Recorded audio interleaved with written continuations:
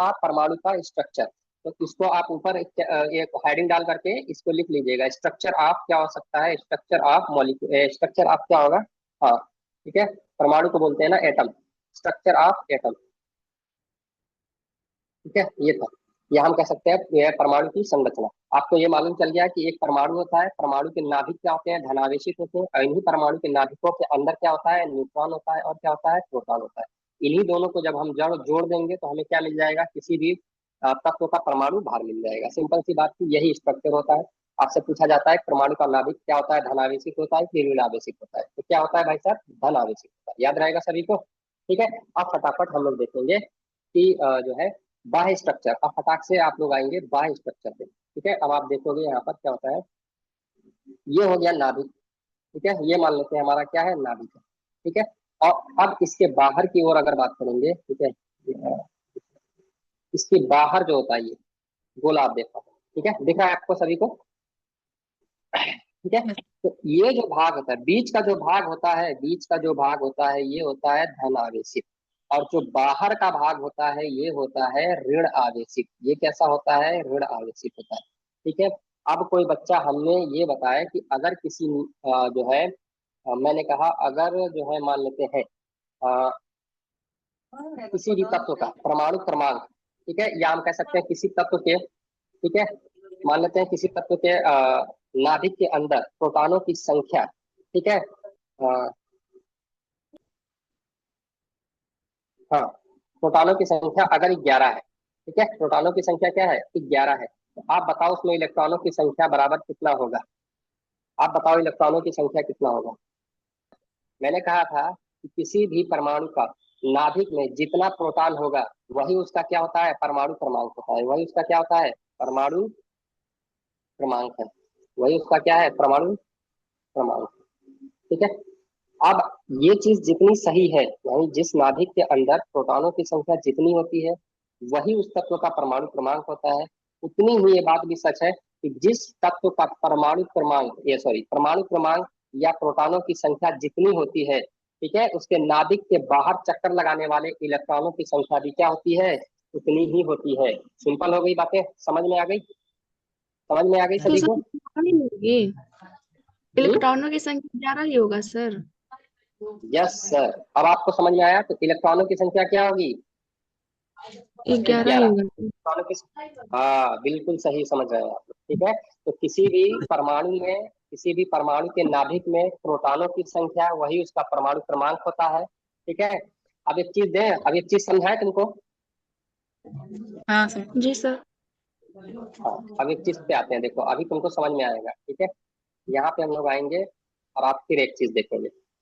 हमने ये जो है मैग्नीशियम का लिया है, ये जो आपको हमने बताया जो है परमाणु की संख्या जो है 11 जो है, हमने क्या बताया है, सॉरी मैग्नीशियम का लिया है, मैग्नीशियम सॉरी सोडियम का लिया है, एन का। आप कोडिंग यहाँ देख पा रहे हो सर। सोडियम, सोडियम देखो यहाँ पर दिख रहा है एन, एन दिख रहा है क्या सभी को यहाँ पर, यस सर। एन ये दिख रहा होगा, दिख रहा है एन। ठीक यस है, सर। यस। Yes sir. और एन का, एन का अगर आप परमाणु क्रमांक देखो तो साइड में 11 दिख रहा है, दिख रहा है परमाणु क्रमांक 11 यस सर। जी सर। दिख रहा है। अब हम अगर आपसे कहें कि बताओ इसके अंदर, ठीक है, इसके अंदर न्यूट्रॉनों की संख्या कितनी होगी, तो कैसे निकालोगे। हमने कहा किसी भी परमाणु भार में से, यानी कि 22 इसका परमाणु भार है, परमाणु भार में से हमको आपको क्या घटाना है, प्रोटॉनों की संख्या घटा देना, वही हमको क्या मिल जाएगा, 11 आपको क्या मिल जाएगा, न्यूट्रॉनों की संख्या। तो ये चीज आपको समझ में आ गई, एक चीजें आपको फटाफट क्लियर होती जा रही होंगी कि सोडियम के अंदर परमाणु क्रमांक 11, ठीक है, परमाणु क्रमांक 11, प्रोटॉनों की संख्या 11, और इसका न्यूट्रॉनों की संख्या भी क्या है, परमाणु का। परमाणु क्रमांक 11 है। ठीक है, प्रोटॉनों की संख्या भी 11 है और न्यूट्रॉनों की संख्या भी क्या है इसकी, 11 है। 11। ठीक है, तीनों तीनों चीजें इसकी क्या है, 11 11 है। अगर प्रोटॉन पूछा जाए वो भी 11 है, ठीक है, न्यूट्रॉन पूछा जाए वो भी 11 है, ठीक है, नंबर ऑफ एलिमेंट पूछा जाए वो भी क्या है, 11 है। यानी परमाणु क्रमांक 11, न्यूट्रॉनों की संख्या भी 11 और प्रोटॉनों की संख्या भी 11। परमाणु भार ए बराबर कितना है, 22 है। सिंपल, समझ में आ रही है बातें सभी को, यस सर। समझ में आ रही है बातें सभी को। यही तो चीजें मैं आपको समझाना चाह रहा था कि अगर आप देखोगे कि किसी भी नाभिक के अंदर जितना प्रोटॉन होता है, अब इसका इलेक्ट्रॉनिक विन्यास अगर आप भरोगे, ठीक है, अगर इस तत्व का आप इलेक्ट्रॉनिक विन्यास भरोगे, जैसे ये वाला अगर हमने दिखाया सोडियम का, तो सोडियम का ये जो 11 दिखाई पड़ रहा है ना जी, ये सोडियम का जो 11 दिखाई पड़ रहा है, इसमें इलेक्ट्रॉनों की संख्या भी क्या होगी, 11 ही होगी।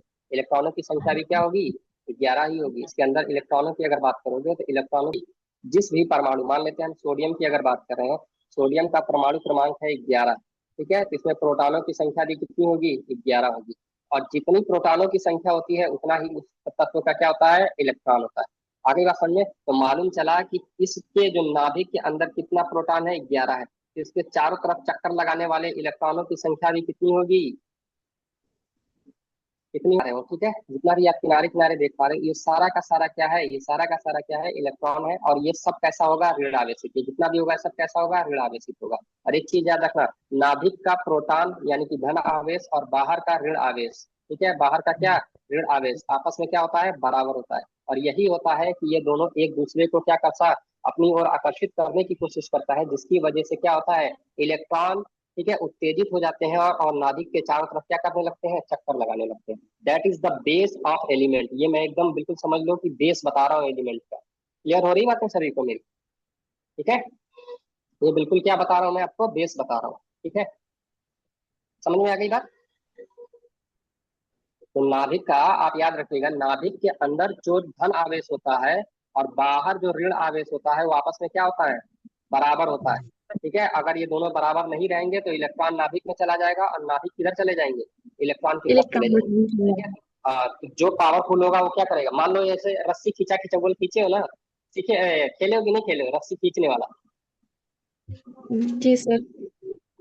हाँ, तो अब उसमें जिसके पास ताकत ज्यादा होती है वो क्या करता है, अपनी ओर खींच लेता है, खींच लेता है कि नहीं खींच लेता है। Yes sir. समान दाब लगेगा, समान, हमने तुमको ये तो फिजिक्स में ही बताया है। आगे बात समझ में, अगर मान लेते हैं कि 10 न्यूटन के बल से किसी चीज को एक साइड खींचा जा रहा है और 10 न्यूटन के बल से ही किसी जो है वस्तु को दूसरी ओर खींचा जा रहा है, यानी विपरीत दिशा में खींचा जा रहा है, तो आपस में ये दोनों क्या हो जाते हैं, समान हो जाते हैं। और हमने तुमसे कहा था कि 10 न्यूटन और 10 न्यूटन का बल के अगर एक ही बल एक ही दिशा में और एक ये दूसरा बल भी उसी समान दाब से जो है, सॉरी, समान न्यूटन फोर्स से जो है दूसरी दिशा में खींचा जा रहा होगा, तो ये दोनों एक दूसरे को क्या कर देते हैं, न्यूट्रल कर देते हैं। न्यूट्रल मतलब समझ रहे हो, न्यूट्रल कर देते हैं। आगे का समझ में, यानी कहने का मतलब ये होगा कि न्यूटन का ये जो बल का मान हो जाएगा, यानी बल बराबर क्या होता है, फोर्स, फोर्स का मान हमेशा क्या हो जाएगा, यहाँ जीरो हो जाएगा, फोर्स क्या हो जाएगा, जीरो हो जाएगा। सुनो। फिजिक्स उठा के पढ़ना पिछली बार का, पढ़े हो नहीं पढ़े, कुछ नहीं पढ़े हो, 10 - 10 करोगे तो क्या हो जाएगा, जीरो हो जाएगा। समझ गए कि नहीं समझ गए, ठीक है। उसी प्रकार से प्रोटॉन की अगर बात करेंगे तो प्रोटॉन क्या करता है, अपनी ओर खींचता है और इलेक्ट्रॉन अपनी ओर खींचता है, दोनों एक दूसरे के विपरीत दिशा में खींचते हैं, ठीक है। और जिसकी वजह से ना ये खींच पाते हैं भाई साहब, ना ये खींच पाते हैं, ठीक है। और ये खींचता तो है नहीं, ना ये खींचता है, ना इलेक्ट्रॉन खींचता है, ना प्रोटॉन खींचता है, ठीक है। जबकि इलेक्ट्रॉन क्या हो जाते हैं, उत्तेजित हो जाते हैं और इसके चारों तरफ क्या करने लगेंगे, ऐसे ऐसे चक्कर लगाने लगेंगे, ठीक है। क्लियर हो गई बातें। अब अब हमने तुमसे ये बात समझ में आ गई आपको, अब नया बात समझो, ठीक है। तो अब ये चीज हो, ये हो गया नाभिक, ये क्या हो गया, नाभिक हो गया। और हमने तुमसे कहा नाभिक के चारों ओर क्या होता है, ठीक है, ऋण आवेश होता है, यानी एक गोला, दो गोला, तीन गोला, ठीक है। तो हमने कहा ये जो है नाभिक के क्या है, बाहरी भाग है, नाभिक के क्या है, ये बाहरी भाग, ठीक है। तो बाहरी भागों में क्या करते हैं, ये जो है एक निश्चित कक्षा है, ठीक है, इन्हीं निश्चित कक्षाओं में जो है इलेक्ट्रॉन क्या करते हैं, चक्कर लगाते हैं। ये जो तीन आपको दिखाई पड़ रहे हैं, इन्हीं में क्या करेंगे, इलेक्ट्रॉन क्या करेंगे, गुलाबी वालों में इलेक्ट्रॉन चक्कर लगाएंगे, ये उनका रास्ता है, ठीक है। पहला वाला, यानी कहने का मतलब पहले वाले को बोलते हैं के, दूसरे वाले को बोलते हैं यल, और तीसरे वाले को बोलते हैं यम, ठीक है। ये कक्षाएं होती के एल एम, ठीक है, और ये एन तक जाती हैं और भी हैं, ठीक है। और इनके अनुसार ही क्या करते हैं, इलेक्ट्रॉन क्या करते हैं, इन कक्षाओं में विस्थापित किए जाते हैं, रखे जाते हैं। अब हम तुमको ये बता रहे हैं कि अगर मान लेते हैं के कक्षा का इलेक्ट्रॉन है तो वह एल कक्षा में नहीं जा पाएगा, एल कक्षा का इलेक्ट्रॉन है तो वह एम कक्षा में नहीं जा पाएगा। ये सेम उसी तरीके से है कि अगर आपको 10वीं कक्षा में जाना है, ठीक है, तो उसके लिए आप 5वीं कक्षा से डायरेक्ट 10वीं कक्षा में नहीं जा पाएंगे। इसके लिए आपको क्या चाहिए, बहुत ज्यादा नॉलेज की जरूरत चाहिए, तब जाके आप 5 से 10 में जा सकते हो। मान लो छलांग मार दिए, ठीक है। लेकिन अगर आप 10 कक्षा में हैं और आप 5वीं कक्षा में आना चाह रहे हैं तो क्या कीजिए, लाल पीला कीजिए, आराम से 10 पास होंगे नहीं, ठीक है, कक्षा 5 में ही आ जाएंगे, समझ लीजिए। समझ रहे हो नहीं समझ रहे हो, लाल पीला जो करेगा कक्षा 5 में आ जाएगा।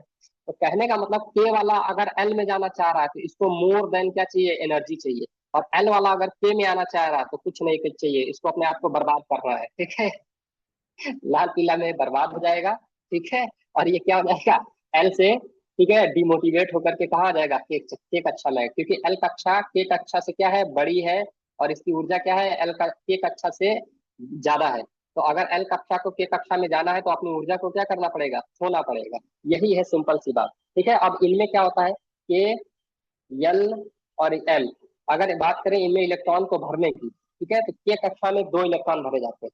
के कक्षा में 2 इलेक्ट्रॉन भरे जाते हैं। एल कक्षा की बात करें तो इसमें 8 इलेक्ट्रॉन होते हैं, और एन कक्षा की अगर बात करें तो इसमें 18 इलेक्ट्रॉन होते हैं।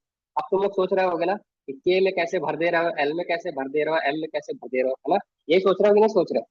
तो एक भाई साहब थे, ठीक है, अफवाहू, नाम इनका क्या है, अफवाहू। अफबाहू, ये कल सब लिखवाऊंगा मैं, अफबाहू, इनको याद रखना। अफबाहू जो थे, इन्होंने जो है, हमने कहा कि इलेक्ट्रॉन को भरने का सिद्धांत दिया था, कक्षाओं का सिद्धांत दिया था। जिसमें इन्होंने कहा था देखो भाई, किसी भी कक्षा के अंदर अगर बात की जाएगी, ठीक है, तो उसमें इलेक्ट्रॉनों को जो भरने का क्रम होगा वो 2n² होगा, ठीक है। अब हमने कहा के की अगर बात करोगे तो कक्षा नंबर 1 है, एल की बात करोगे कक्षा नंबर 2 है, एम की बात करोगे कक्षा नंबर क्या है, 3 है। अब यहाँ पर तुम लोग एन की जगह पर हम क्या रखेंगे, कक्षाओं के, ठीक है, क्रमांक रखेंगे। अब यहाँ पर देखो के में अगर बात करेंगे, ठीक है, तो के में क्या है, 2n² रख के देखते हैं। के में कक्षा कितनी है, 1 है, कक्षा क्या है, 1 है। तो यहाँ पे 2 गुणे 1 का स्क्वायर कर दो, तो 1 का स्क्वायर क्या होता है, 1, और 2 गुणे क्या हो जाएगा, 1, और 2 एकम 2। अब समझ में आया दो। के बराबर 2 क्यों हुआ था, अब समझ में आ रहा है बात। तो सबसे पहले 2n² रख के देखते हैं, 2 रख दिया, एन की जगह पर क्या रखोगे, 2 रखोगे, एन की जगह पे क्या रखोगे, एन की जगह पे क्या रखते हैं, क्रमांक रखते हैं, 2 रखोगे। 2 का स्क्वायर करोगे, ठीक है, तो यहाँ पे क्या हो जाएगा, 2, और 2 का स्क्वायर करोगे तो 2 दूना क्या हो जाएगा, 4, बराबर क्या हो गया, 2 4, चौके कितना हो जाएगा, 8, 8। यही कितना होता है, 9, और 2 9, नवा कितना हो गया, 18। 18। अब समझ में आया। तो के में कितना भरा जाएगा, जी। 2। के में कितना इलेक्ट्रॉन होगा, 2। एल में कितना होगा, 8। और एम में कितना होगा, 3। एम में कितना होगा, सॉरी 18, एम में कितना होगा, एम में कितना 18। होगा, 18। अब समझ में आ